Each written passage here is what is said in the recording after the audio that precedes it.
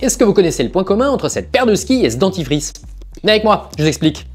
Les skieurs de haut niveau, c'est des petits malins. Ils ont compris avant tout le monde que pour améliorer la glisse, il fallait créer une fine couche d'eau sous le ski en permanence. Alors ils ont trouvé une substance de fartage naturelle qui répondait parfaitement à ce besoin, capable de réguler la quantité d'eau et qui s'appelle le fluor. Oh bah tiens, comme dans mon dentifrice. Sauf que pour pouvoir réellement optimiser la glisse, le fluor ne convient pas totalement. Et il a donc fallu inventer une substance chimique en rajoutant du carbone, des acides, etc. pour obtenir ce qu'on appelle les composés perfluorés. Alors finalement, c'est comme le fluor ou pas? Eh ben non.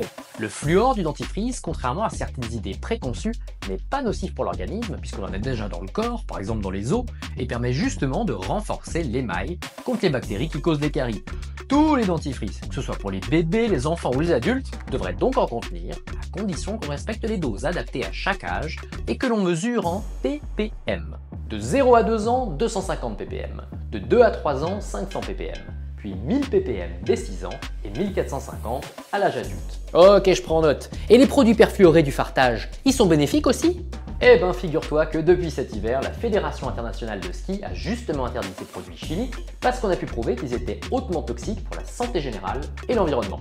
Et ça vient pas du fluor naturel en lui-même, mais bien du fait qu'il s'agit de produits totalement chimiques créés par l'homme.